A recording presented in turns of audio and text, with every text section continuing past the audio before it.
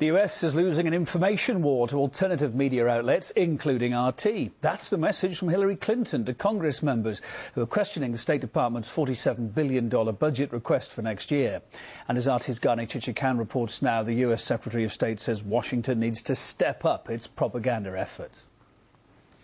War declared. The U.S. is now officially in an information battle with foreign media, which provide alternative views on world news, views which often run in contrast to the coverage of events by the U.S. mainstream media. We are in an information war, and we are losing that war. I'll be very blunt in my assessment. Al Jazeera is winning. The Chinese have opened up a global English language and multi-language television network. The Russians have opened up an English language network. I've seen it in a few countries, and it's quite instructive. We are cutting back. The BBC is cutting back. Some 5 years ago, Western media outlets, including BBC and CNN, had a near monopoly in the coverage of world news. Things have changed since then. More and more viewers across the world tune into various foreign media to get a fresh take on events. Clearly, the United States feels on the defensive, in part because it can no longer monopolize not only the terms of, authority in these countries, but also the terms of the debate. There's other information out there. There are other points of view.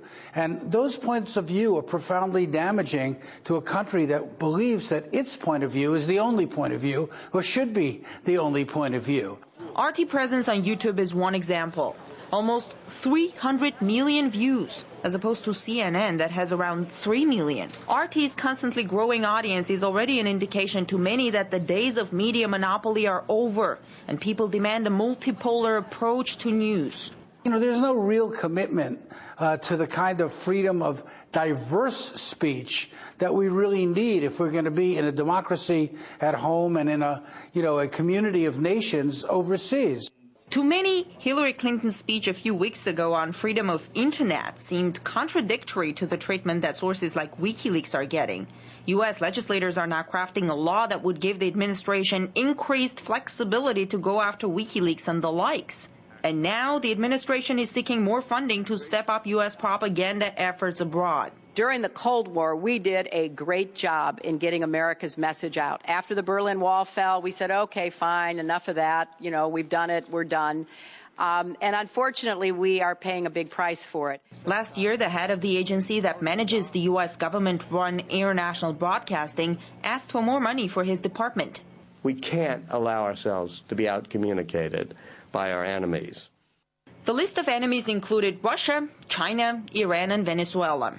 Walter Isaacson, the head of the agency, which runs Voice of America among other media outlets, later backtracked on this statement. Isaacson's pitch for more funding seemed even more unconvincing, considering his agency has a budget of $750 million. And it's way more than the budget of RT, Iran's Press TV, and Venezuela's Telesur combined. Probably money alone can't provide global media clout. Walter Isaacson's speech last year sent quite a hostile message to foreign media, exposing shortcomings in the U.S. mainstream. But Secretary Clinton's statement made it official. The U.S. is fighting a global information war, and it's losing. I'm Gani Chichikhan reporting from Washington.